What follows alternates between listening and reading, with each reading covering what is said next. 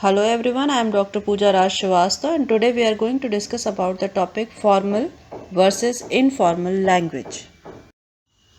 Formal and informal language serve different purposes. The tone, the choice of words and the way the words are put together vary between the two styles. Formal language is less personal than informal language. It is used when writing for professional or academic purposes like university assignments.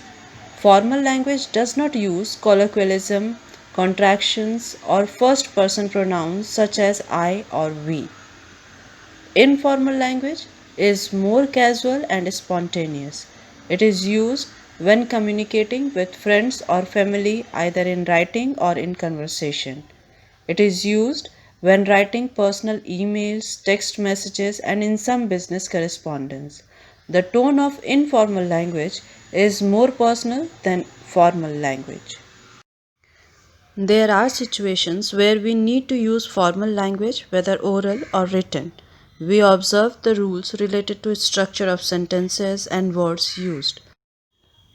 There are certain formal situations where we need to use formal language, for example, while writing business emails, or in academic writings, or while delivering the presentations, or preparing reports, or legal documents, or in the same situation while in public speaking, in speeches or lectures, or in job interviews.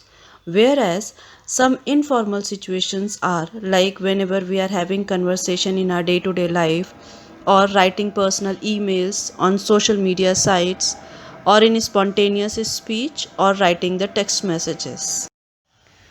Remember, when you are speaking, writing, or analyzing language in a formal situation, what are the things that we have to take care of? Exclamation marks, needless words like well and you know, first and second person point of view, beginning sentences with coordinating conjunctions, too many short, choppy sentences that could be combined to make more complex sentence structures, avoid most shortenings in formal writing. In formal English, you talk on the telephone, not the phone. Similarly, limit your use of absolute terms such as everybody, always, never. Avoid cliches and colloquialisms. What are the various aspects of language that we have to take care of in formal language and informal language?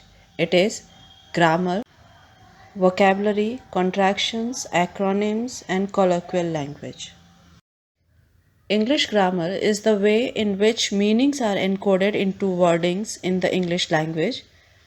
This includes the structure of words, phrases, clauses, sentences, and the structure of whole texts. In formal language, grammar is more complex and sentences are generally longer. We can refer this particular example where in formal situation it is we regret to inform you that the delivery will be delayed due to adverse weather, whereas in informal language it is sorry won't be able to deliver today, bad weather. In the next thing, formal languages use modal verbs. For example, we would be grateful if, or could you kindly inform us as to whether. Now, the usage of pronoun. Formal language is less personal and is more likely to use we rather than I. Formal language tends to be impersonal and precise. You may use the passive voice or an adverbial clause in place of the personal pronoun. The writer's presence, signaled by the use of the personal pronoun, can make writing more informal and less credible. We can refer the example here. In formal situation, we have pleasure in announcing, whereas an informal situation it is I am happy to say. One more example can be taken over here. We regret to inform you that. This is the example of formal language, whereas I am sorry but is the example of an informal language. The first sentence is more formal and can be perceived by the audience to be more credible. Speech is generally slower in formal language, allowing for correct and clear pronunciation, and the tone of voice is more serious. We use various verbs in sentences, and it is true that these verbs also have formal and informal tone. We can refer various examples stated here. For example, rather than saying sorry, which is informal, we can say apologize, which is more formal. The other example is set up. So it is an informal way of expressing ourselves. So it is better to use the word establish in comparison to set up. Then again, there can be the example which is examine. Examine is more formal in comparison to the word look at. Then there is an example to find out. So we can use the word discover, which is more formal over here. In the same way, we can see the example that most of the time we use the word leave out, which is informal. So rather than using the word leave out, we can say that omit word, which is more formal. There are various other examples given related to the verbs that you can use for your reference. We need to be selective while choosing vocabulary for formal language. A vocabulary is also known as word stock, is a set of familiar words within a person's language. A vocabulary usually developed with age serves as a useful and fundamental tool for communication and acquiring knowledge. Vocabulary needs to be adjusted depending on the level of formality of any written work. Consider the following words: investigate, examine, check out. Each of them has a different level of formality.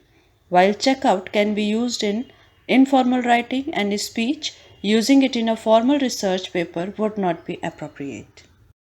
Here we can take the example of greetings that we use in our day to day life. There are several informal greetings that we use like hi, see you later, what's up.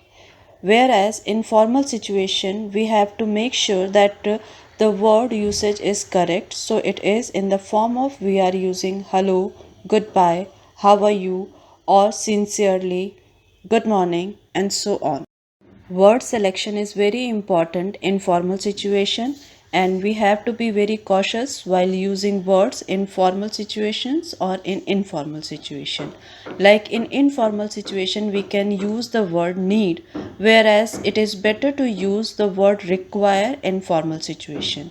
In the same way we use buy in informal situation, whereas it is better to use purchase in comparison to the word buy.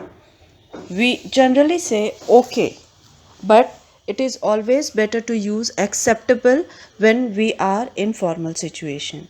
In the same manner, if it is a word help, it is more related to the informal one, whereas we can use assistance for better formal situation.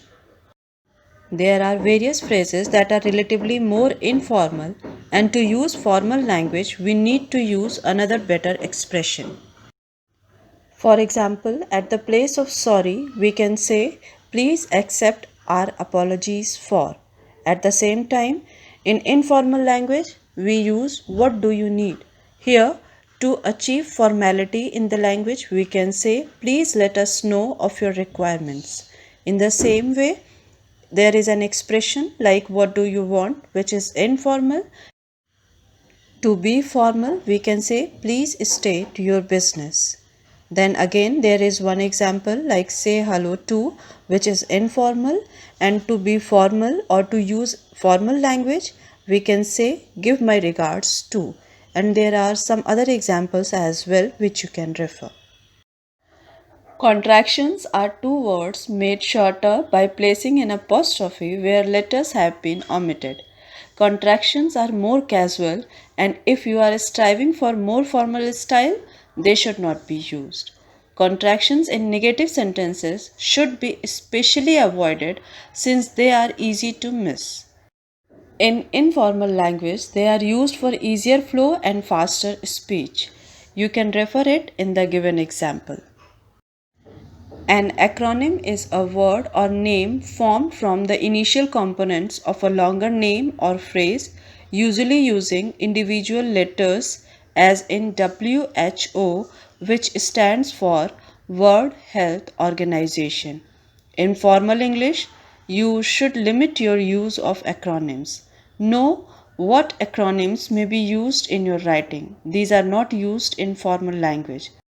Certain abbreviations like ASAP, which is informal, should be avoided. Use as soon as possible at the place of ASAP, which is more formal. In the same manner, it is the word advertisement that should be used and is more formal rather than using the word ad or advert.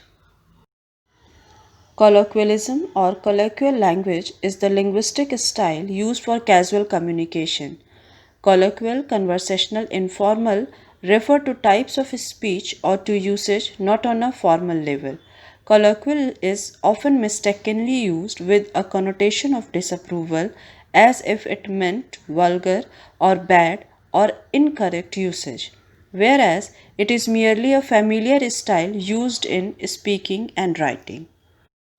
Here we can take the example like rather than using wanna coffee, which is informal, we can use the sentence that is, would you like to have coffee? It is extremely important to understand and utilize the nuances of formal language so that you can deal with formal situations.